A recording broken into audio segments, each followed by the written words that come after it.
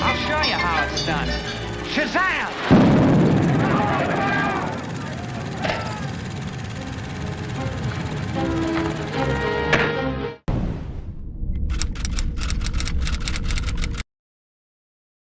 Hey, what's going on, YouTube world? Welcome back to our channel here at Underdeveloped, where we cover everything movies and television and so forth. And today we have another movie review coming at you for the Equalizer 3.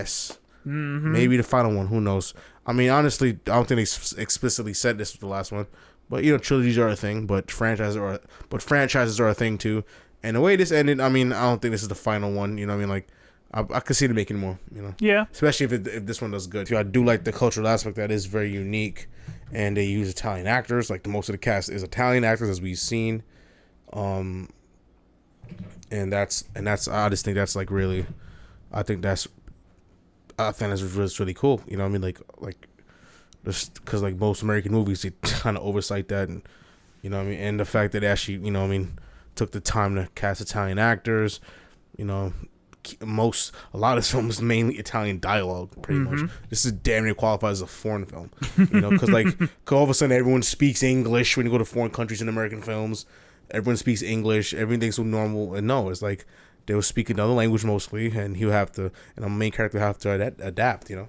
Yeah. And I felt because they stayed loyal to that, made it feel three-dimensional, you know, and grounded. This movie, I mean, it's good, but it's not like. This movie could have probably, you know, had more spectacle, more like, you know what I mean, but also the fact that it didn't is also why I like it. Like, it could have been like a more spectacle action film, like a Bourne or some shit like that. But the fact that it didn't, you know what I mean, like the kind of, by the time you get to the end of the second act, third act, you know what I mean, it's nothing too crazy, just, you know, getting the job done. It kind of makes the film feel grounded, and like there's no like crazy helicopter chases or any kind of wild explosions like a Mission Impossible film or some shit where it's like really over the top and unrealistic. Yeah. Like this is a more, even though it is kind of unrealistic, it's definitely a much more grounded take than all those other movies, and that's what separates this film. And it does that. It manages to stay grounded while still being very entertaining. Yeah. Which is, you know what I mean, which definitely sets him apart, Equalizer apart, at least 3. From majority of other action films within the genre. Yeah, even action films this year, really, like they've all been this very crazy, overblown. Yeah. Mission Impossible is super over the top. Oh yeah, Mission Impossible, Fast X, fucking a lot, super ridiculous. You know, yeah, they take it to a whole nother level of adventure and stunts and shit like that. Yeah, ironically, this is like the 4th action movie this year that's had at least a sequence in Italy. Because John Wick had one, Fast X had one, Mission Impossible had one. Mission Impossible had one. Same city too. Yeah. So it's what's the big thing with action films in Italy? I know 2023 is the year of action films in Italy. Seriously, like Italy must open up some kind of commission or some shit where or tax benefits where all these big action films want to film there. Like, the fuck? I would not be surprised. Like, I mean, you tell me it cannot be a coincidence. Like, really? Yeah. It's like it's a lot of movies. I'm like, okay, something's off. But none of these other films explore Italy like Equalizer did. So yeah, I mean, that already is tops. It's definitely the best action movie I've seen this year for sure so far. Yeah. I have to say. Like, this movie is the only one that actually has it set like from most of the film instead of just like a sequence or two. Honestly, I think this is the best action film since COVID. Well, other than Nobody. Man, Nobody was really good. Nobody. I like Wrath of Man actually with John Wick. Yeah. That was actually a sleeper hit that no one really paid attention to. That those actually was pretty good. Yeah, honestly. That one really did come and go. You know what I mean? And I thought that was easily one of Statham's best films in, in a long time. You know what I mean? Honestly, that might be the best Statham film I can think of. Yeah, honestly, honestly. Yeah, I mean, honest. Yeah. I mean, he's a legend, but in terms of like story and like, I think Wrath of Man was actually pretty damn good. You know? Yeah. Bullet Train was another really good action movie. That's another one. But back to Equalizer. Equalizer 3 is, I'll say it's the best. It's even better than the first one. I think so too. Which is very 100%. Rare because usually, as for franchises, it gets worse more and more you go into it. You know. Yeah, honestly. So it's rare that the third one is like the best one. But usually, like the first one is good, the second one kind of falls off, and the third one kind of picks it back up a little bit. So I expected this to be probably a little bit better than the second one, but no, it's actually even better than the first one. Yeah. Like, Because the second one is easily the worst of the three. Easily the worst. Second one, the second boring. one wasn't bad. It was like a bad movie, but it was boring. Like, it had an interesting setup. I was intrigued to see where it was gonna go, but it pretty much brings back that tired old cliche. Oh yeah, my team, you know what I mean?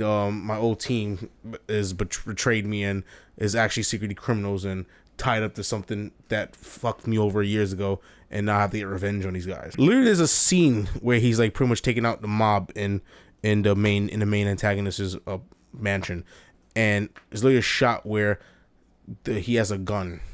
The main antagonist has a gun, and he's like trying to find out where this guy is, and you could see McCall's shadow glide past like glide past the reflections of like his decor, like from like the walls and shit. You see his shadow just pass by, and then fucking the main antagonist is holding his gun, just like trying to find this guy like this, and all you see is behind him McCall's shadow just going like, what the fuck do you think you is, bro? You think you like, you really think you the Batman? It's like the Batman who kills.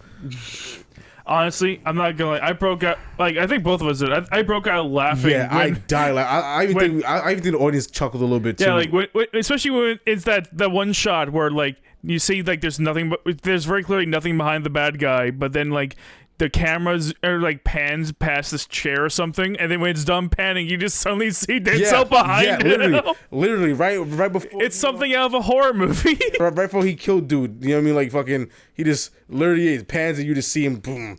Like, you almost thought it was like the nun we were watching for a second. Like, you just came out and he's like comes out of nowhere. It's like, this guy must be like in his like 60s. He's an old dude. It's like, how can he move this fast? Like, how he's so agile? And it's not like he's a 60-year dude like cut up. He's like a 60-year-old dude. You know what I mean? Yeah. Like, with like slight dad belly. You know what I mean? Like, you know, like he's got 60-year-old dude belly. Like, come on, like, get the fuck out of here. You know what I mean? Like, honestly, this movie really feels like you're watching a horror movie, but you're rooting for the killer.